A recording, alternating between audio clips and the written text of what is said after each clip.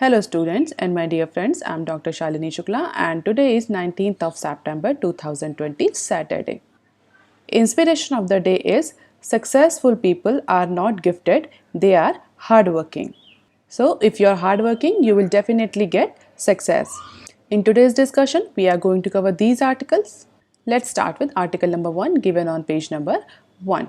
New rule for importers to get FTA concessions. Government of India has floated the new rules for importers in order to get the duty concession under free trade agreements. और Monday से ये rules applicable हो जाएंगे, तो ऐसे जितने भी importers जिनको ड्यूटी कंसेशन क्लेम करना है under FTA agreements, they have to furnish the proof that they have contributed or added value up to the 35% of the value of good from the country of origin.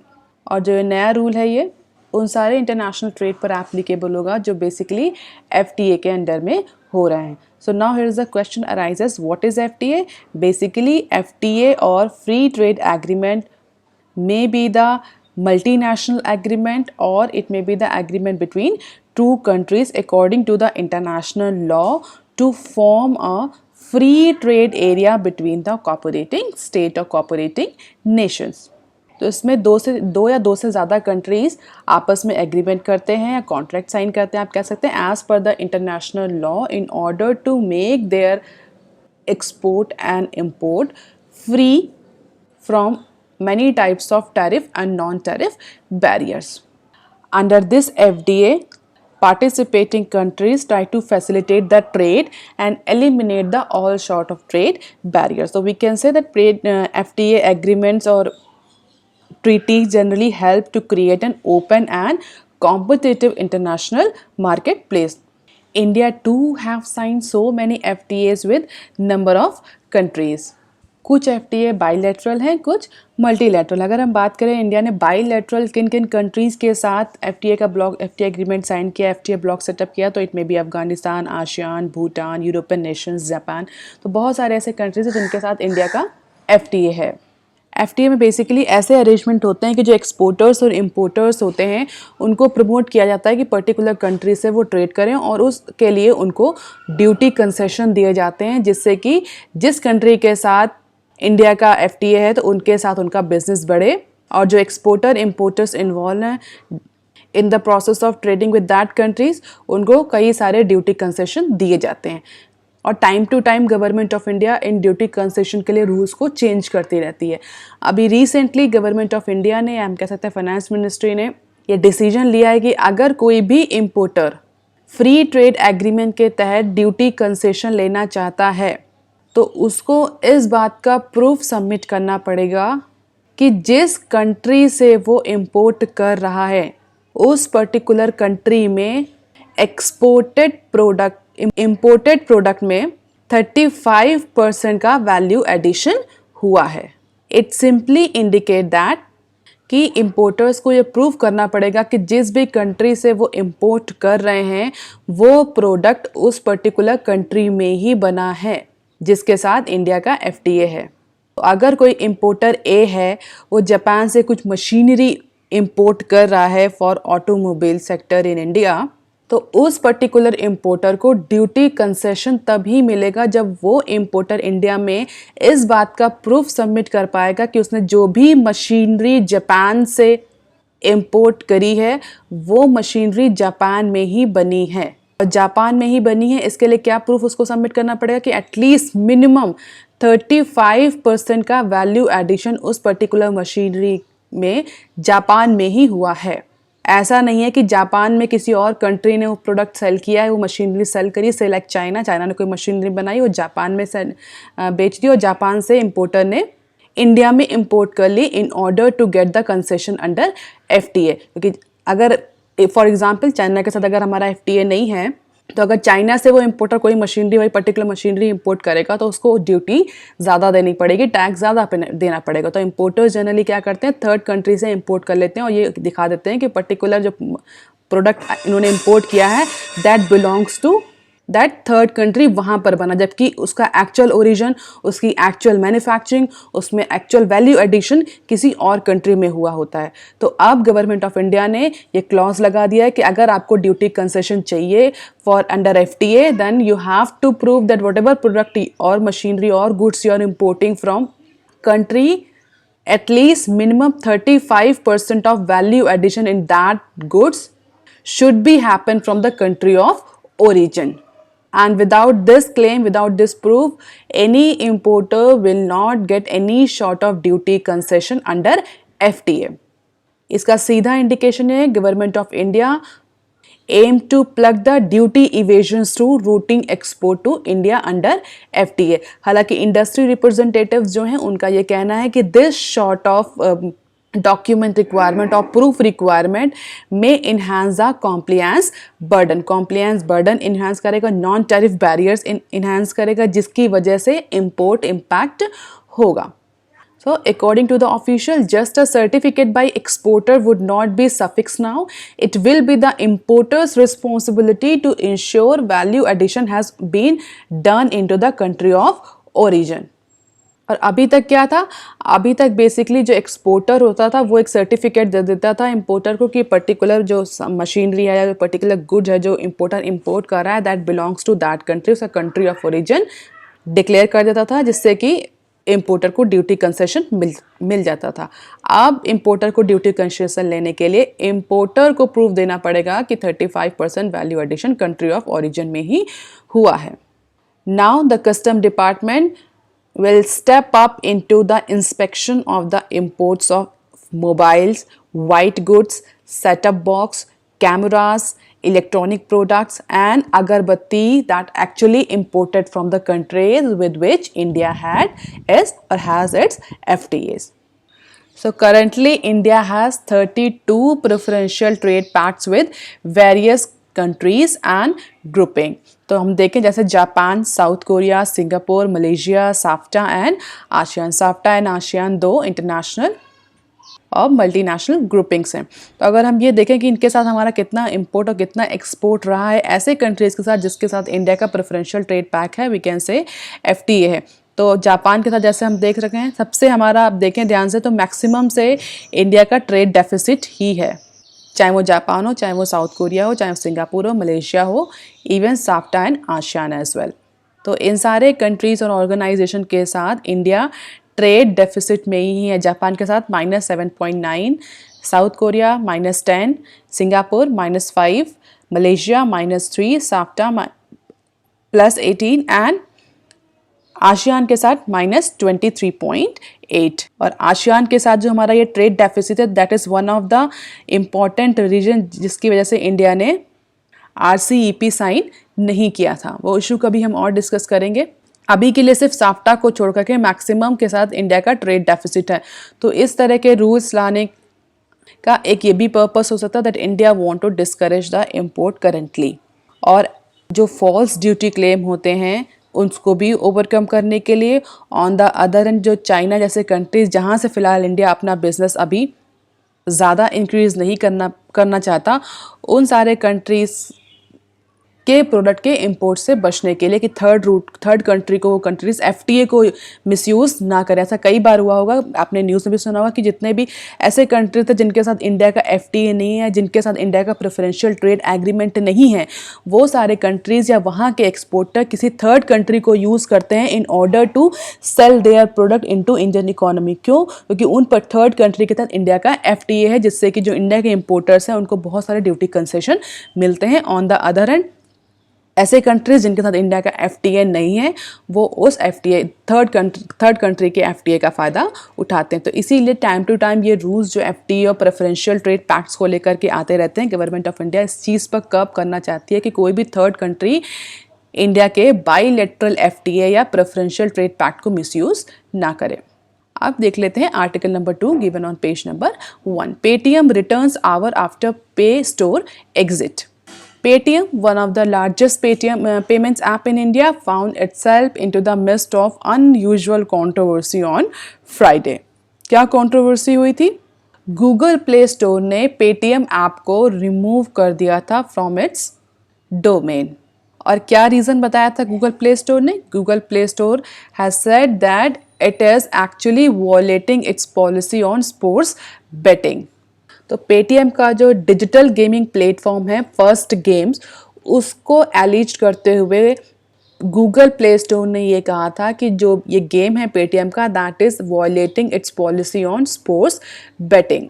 हालांकि Google ने कुछ घंटे बाद Paytm को restore कर दिया, Paytm app को वापस से गूगल प्ले स्टोर पर रीस्टोर कर दिया, but still that first game application is missing.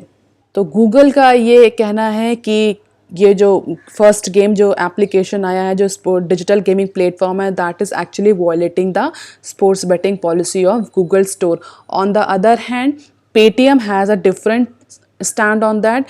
Paytm is saying that we launched a UPI cashback campaign this morning. Our app got suspended by Google for this. India, you decide if giving cashback is gambling or not. तो Paytm का कहना है कि it is just a cashback policy, it is not a gambling or it is not any game. On the other hand, Google is adamant onto its stand, and Google is continuously saying that Google did not allow any sort of online casinos or support any unregulated gambling app that facilitate the sports betting. तो sports betting को लेकर के जो भी application है, specially जहाँ पर gambling जैसी प्रोसेस होती है, इस तरह के किसी भी एप्लीकेशन को गूगल सपोर्ट नहीं करता है। इवन ये जो पॉलिसी है गूगल की, this is applicable on external website also, कि अगर कोई ऐप किसी एक्सटर्नल वेबसाइट पर ले जाता है दैट अलाउ द पार्टिसिपेंट और the consumer to pay for tournament and win real money और cash prizes, it is also the violation of the Google policy as per the Google representative, and that is why this first game digital gaming platform has been removed from Google Play Store and it is still not restored.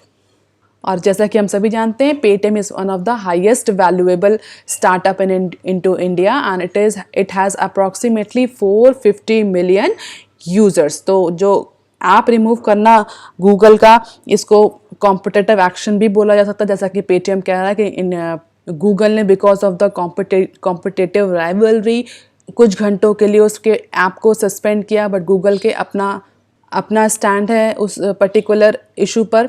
Recently Paytm ने एक app launch किया before the cricket league, जिसमें company ने कहा है उसके users को उसमें कुछ कैश रिवॉर्ड्स मिलेंगे अगर यूज़र उसमें प्ले करते हैं। तो IPL 2020 के पहले ये गेम ऐप स्टार्ट किया गया था, हालांकि गूगल ने इसको अपने प्ले स्टोर से रिमूव कर दिया है, and this raises the further question of Google Play store monopoly on this particular platform. अगर आपको याद है तो गूगल ने इससे पहले भी बहुत सारे एप्लीकेशंस को रिमूव किया था, चाहे वो टिकटॉक हो या मित्रो ऐप हो। अब देख लेते हैं article number 3 given on page number 4, royalties paid by Indian firms in line with EMs। जो कंट्रोवर्सी कंटिन्यूअसली उठ रही है, हमने भी डिस्कस किया था कि जहां पर ऑटोमोबाइल सेक्टर ने गवर्नमेंट ऑफ इंडिया से डिमांड करी थी कि वो GST रेट कट करे, क्योंकि अंडर GST रेजिम जो ऑटोमोबाइल सेक्टर है उनमें डिफरेंट सेक्टर में जितना टैक्स कैलकुलेट हो रहा है वो टैक्स प्री GST रेजिम से बहुत ज़्यादा है, जिसको लेकर के गवर्नमेंट ऑफ इंडिया ने थर्सडे को ये कहा था कि जितनी भी ऑटोमोबाइल कंपनीज हैं, they should not ask for reduction into the GST और cut into the GST, rather they should go for reduction और cutting into their royalty payments. तो गवर्नमेंट ऑफ इंडिया के अकॉर्डिंग GST रेजिम में जो tax है, जो automobile पे tax पड़ रहा है, that is far lesser than the pre GST regime. और अगर सच में ऑटोमोबाइल सेक्टर डिमांड को रिवाइव करना चाहती हैं तो वो उन्हें अपना रॉयल्टी पेमेंट कट करना चाहिए, जो कि वो अपनी पेरेंट कंपनीज को पे करती हैं, स्पेशली इनटू द कंट्रीज और like Europe and North America. तो जो यूरोप में कंट्रीज़ हैं, नॉर्थ अमेरिका में कंट्रीज़ हैं, उनको बेसिकली जो रॉयल्टी पेमेंट जाता है उसमें डिडक्शन की बात गवर्नमेंट ऑफ इंडिया ने कही थी। हालांकि इस पर्टिकुलर न्यूज़ आर्टिकल में ये दिया हुआ है कि इंडिया में जितनी भी ऑटोमोबाइल कंपनीज़ हैं या एमएनसीज़ हैं, वो जितना भी रॉयल्टी या टेक्निकल फीस अपने पेरेंट कंपनीज़ को अक्रॉस द बॉर्डर पे कर रही हैं, that is at par with the global standard. ऐसा नहीं है कि वो ग्लोबल स्टैंडर्ड से ज़्यादा पेमेंट कर रही हैं, तो उसमें कट करने के या उसमें रिडक्शन करने के ऐसी कोई विंडो अवेलेबल नहीं है एमएनसीज़ के पास या ऑटोमोबाइल कंपनीज़ के पास। The balance of payment data suggests that royalty payment by Indian subsidiaries of multinationals to their parent for using their brand and technology are in line with their peers in other emerging market. तो other emerging market जितना royalty payment कर रही हैं, India में MNCs या subsidiaries भी उतना ही royalty payment कर रही हैं। ऐसा नहीं जो गवर्नमेंट ऑफ इंडिया कह के रॉयल्टी पेमेंट कट करके वो अपने पर्टिकुलर इवेंचुअल प्रोडक्ट की कॉस्ट को डिक्रीज करें in order to boost the demand. वो royalty payment already peer economies के इक्वल ही है। हालांकि डेटा ये भी कहता है कि all these royalty payments and technical fee payments are significantly lower than what MNCs earn from their subsidiaries in high income countries in Europe and North America.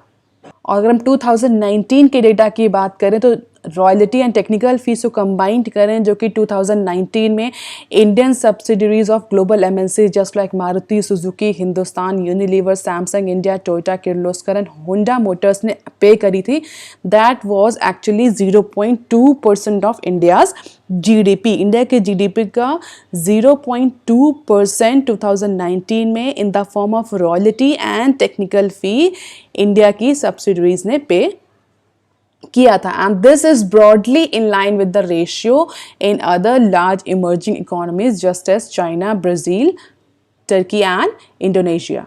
तो बहुत ज़्यादा रिडक्शन के चांसेस उसमें भी नहीं है, जैसा कि गवर्नमेंट क्लेम कर रही है कि एमएनसीज को, ऑटोमोबाइल कंपनीज को रॉयल्टी कट पे जाना चाहिए in order to boost the demand.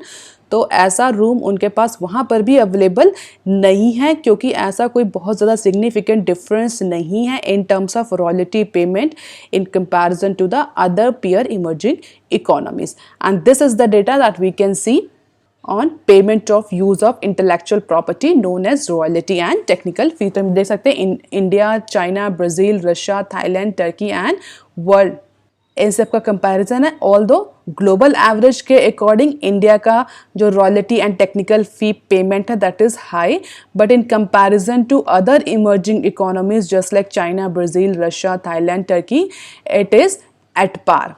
दो expert are saying that automobile sectors are not even getting enough room here in order to cut the royalty and technical fee to their parent companies।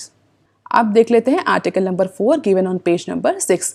Union government's debt crosses ₹100 trillion mark। For the first time, the outstanding debt of the central government crossed the mark of 100 trillion, that is $1.26 trillion at current exchange rate at the end of जून। तो कोविड-19 की वजह से central government का जो outstanding date है, union government का जो outstanding date है, उसने 10 ट्रिलियन रुपीस का मार्क क्रॉस कर लिया है। And that data is released by finance ministries department of economic affair. So as per the quarterly report published by Finance Ministry, debt was rising gradually. The sudden jump of 7 trillion in the first quarter of this fiscal year, accentuated by the COVID-19 pandemic, pushed it beyond the 100 trillion mark। तो जो quarterly report department of economic affair publish करता है, उसके according जो date था India का वो continuously पहले भी बढ़ रहा था, बट इस कोविड-19 की सिचुएशन में एक सडन जंप देखने को मिला, दैट इज अप्रॉक्सीमेटली 7 ट्रिलियन का। और जैसा कि हम सभी को पता है कि इंडिया ने अपने फर्स्ट क्वार्टर में, इस फाइनेंशियल ईयर 21 के फर्स्ट क्वार्टर में -23.4% से जीडीपी का कॉन्ट्रैक्शन रजिस्टर किया है। And this is actually the largest contraction into the history of Indian economy since 1979 to 80। तो जीडीपी कॉन्ट्रैक्शन बढ़ रहा है तो गवर्नमेंट का एक्सपेंडिचर भी बढ़ेगा। कैसे बढ़ेगा? क्योंकि जीडीपी कॉन्ट्रैक्शन हो रही है, इट मीन्स जीडीपी ग्रोथ नहीं हो रही, जीडीपी स्लो डाउन की कंडीशन में है, इंडियन इकोनॉमी स्लो डाउन की कंडीशन में, जिसकी वजह से गवर्नमेंट को ज़्यादा एक्सपेंडिचर करने पड़ेंगे in order to revive the growth. कैसे एक्सपेंडिचर? जब गवर्नमेंट ज़्यादा करेगी तो मार्केट में मनी सप्लाई बढ़ेगी, मार्केट में मनी सप्लाई बढ़ेगी तो डिमांड बढ़ेगी, डिमांड बढ़ेगी तो इकोनॉमी वापस से जल्दी रिवाइव करेंगे। And this is the virtuous cycle to be followed. और रिसेंटली आरबीआई ने भी बॉन्ड परचेस करने का डिसीजन लिया था in order to infuse the more liquidity in the market so that demand can be boosted. जैसा कि हम सभी को पता है, इंडियन इकोनॉमी इस समय स्टैगफ्लेशन की सिचुएशन में है। स्टैगफ्लेशन की situation means high unemployment, high inflation and slow down into GDP growth. तो इट इज़ क्वाइट एविडेंट कि आगे आने वाले टाइम में और इंडियन इकोनॉमी में या यूनियन गवर्नमेंट का जो डेट है वो इस लाइन को भी क्रॉस कर जाएगा। This number is inclusive of liabilities towards public account which comprises reserve funds, deposits, security against special subsidiaries and other liabilities of union government. तो यूनियन गवर्नमेंट की जो बेसिकली जो डेट है, इसमें पब्लिक अकाउंट की जो लाइबिलिटीज हैं वो भी इंक्लूड होती हैं, रिजर्व फंड्स, डिपॉजिट, सिक्योरिटीज जो हैं वो सब इंक्लूड होकर के इस पूरे डेट को कॉन्स्टिट्यूट करती हैं। इंडिया के अगर पब्लिक डेट की बात करें कि जो इंडिया का पब्लिक डेट है which basically include domestic as well as external liability. So whenever we talk about the public debt और the sovereign debt of Indian economy that constitute domestic loans or domestic debt as well as the external liability. However, it exclude the public account liabilities. जो public account liabilities हैं वो public debt से reduce हो जाती हैं, जो basically overall debt का important part है। जैसा कि हमने अभी डिस्कस किया, ओवरऑल डेट में public liability, public account liabilities भी इंक्लूड होती हैं, लेकिन जब भी हम पब्लिक डेट की बात करते हैं, इंडिया के सोवरेन डेट की बात करते हैं, तो that include only domestic and external liabilities minus public account liabilities. तो इंडिया का जो सोवरेन डेट था वो एंड ऑफ जून तक 92.3 ट्रिलियन के आसपास था। And analysts have noted that sovereign debt could touch the level of 60% of GDP at the end of financial year 21.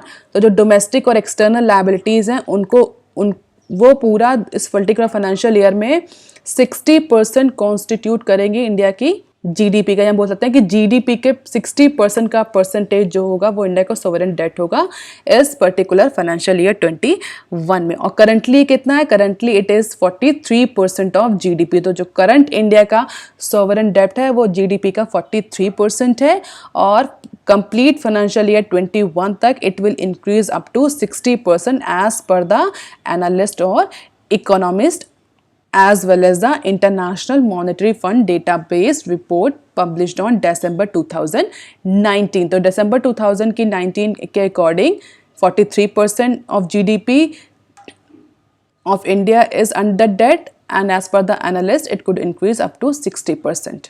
तो 170 कंट्रीज की लिस्ट में इंडिया की 94th रैंक है in terms of relative indebtedness, but it could jump this year owing to the excess borrowing because of the कोविड-19। और जैसा कि हम सभी को पता है, गवर्नमेंट ऑफ इंडिया की जो बोरोइंग हो रही है that is all because of the covid pandemic, जहां पर गवर्नमेंट ऑफ इंडिया को अपना एक्सपेंडिचर बहुत ज़्यादा इंक्रीज करना पड़ा है। अगर हम जीडीपी की बात करें तो जीडीपी के एक्सपेंडिचर मेथड में जो 4 कंपोनेंट्स होते हैं, उनके 4 कंपोनेंट्स में केवल गवर्नमेंट एक्सपेंडिचर और नेट एक्सपोर्ट ही इंक्रीज होता हुआ दिखा है। बाकी private expenditure, household expenditure, इन सब में डिक्रीज देखा गया। और गवर्नमेंट को इंक्रीज करना ही करना है एक्सपेंडिचर, चाहे वो बोरोइंग लेकर करे, in order to revive the economy. क्योंकि अगर गवर्नमेंट एक्सपेंडिचर नहीं करेगी तो मार्केट में डिमांड बूस्ट नहीं होगी।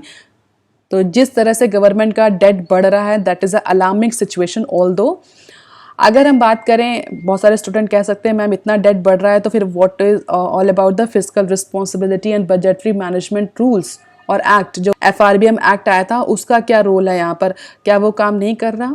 बिल्कुल काम कर रहा है, बट अगर आपको याद हो तो इस पर्टिकुलर इस पर्टिकुलर ईयर के बजट सेशन में जब बजट प्रेजेंट किया गया था तो गवर्नमेंट ने FRBM को थोड़ा सा, FRBM का जो क्लॉज है उसको रिवोक करके नया टारगेट सेट किया था for this year fiscal deficit. और इसके बाद कोविड-19 सिचुएशन के बाद भी गवर्नमेंट ने कई सारे अनाउंसमेंट और डिक्लेरेशंस में state government as well as union government दोनों का जो फिस्कल डेफिसिट का टारगेट था उसको इंक्रीज कर दिया था। हाउएवर जो FRBM एक्ट है उसके अकॉर्डिंग मार्च 2023 तक इंडिया का जो पब्लिक डेट है उसको 40% ऑफ GDP के अंडर लाना है। तो मार्च 2023 तक का टारगेट सेट किया गया है in order to curtail the public debt below 40% of Indian GDP। और इस सिचुएशन में, आज की सिचुएशन में, government of India is under compulsion in order to increase the expenditure, therefore borrowings become mandatory. क्यों? क्योंकि इस सिचुएशन में बहुत सारे प्राइवेट कंपनीज, इकोनॉमीज जो है वो उसमें रिवेन्यू जनरेशन नहीं हो रहा है, जिसके लिए गवर्नमेंट के पास रिवेन्यू कलेक्शन भी नहीं है, and finally government has to land up to the borrowings, and borrowings will increase the public debt as well as the overall debt of India's economy. और अगर हम देखें फाइनेंशियल ईयर 2019 या सितंबर 19 से जो गवर्नमेंट का जो डेट है वो कितना इंक्रीज होता हुआ आ रहा है, तो इंटरनल डेट हम देख सकते हैं इज कॉन्स्टिट्यूट और constituting the major part, and then public account liabilities, और ये कंटिन्यूअसली ऑन इंक्रीज ही है। This is the combination of constitution of central governments debt liabilities, जिसमें internal debt, external debt and public account liabilities तीनों include हैं। और अगर comparison करें जो अदर इकोनॉमीज हैं, जो पीयर्स हैं इंडिया की, उनके कंपैरिजन में इंडिया का कौन सा प्लेस है, तो करेंटली दिसंबर 2019 तक इंडिया का 4th प्लेस था इन terms of the indebtedness. 4th place था, दैट इज 43.9। फर्स्ट प्लेस किसा था, दैट इज यूएस में जो डेट था वो 90.5% ऑफ इकोनॉमीज था। बट एक्सपर्ट ये कह रहे हैं कि जो डेटा दिसंबर 2019 का है, अब ये डेटा बहुत ज़्यादा रिवाइज हो चुका है। इंडिया ने हो सकता है ये 2nd या 3rd पोजीशन इंडिया ऑक्यूपाई करे इन टर्म्स ऑफ इंडेटनेस। आप देख लेते हैं some other news clips. AAI में slip into red for first time. So the COVID-19 pandemic is now going to hit or push the Airport Authority of India Limited, and previously it was the only profit-making government-owned aviation industry or entity. तो अभी तक Airport Authority of India केवल and only profit-making government-owned aviation entity थी in comparison to other aviation entities, but now it is expected that AAI is also going to slip into red. और ऐसा कहा जा रहा है कि it will be the first time since its formation that Airport Authority of India is going to face the loss. तो Airport Authority of India 1995 में इसका फॉर्मेशन हुआ था। उसके बाद से पहली बार ऐसा होगा कि जो गवर्नमेंट की प्रॉफिट मेकिंग एंटिटी है ये पहली बार फर्स्ट क्वार्टर में लॉस रजिस्टर करेगी। The quantum of loss will depend on the extent of effect of the pandemic on the traffic flow eight airport. तो जो अभी तक profit making entity थी, now that entity is also going to face the heat of COVID-19 pandemic. And if you know, in February 2009 government has granted the mini Ratna category 1 PSU status to Airport Authority of India Limited. अब देख लेते हैं next news clip. Lenders want government to offer moratorium interest relief to borrowers.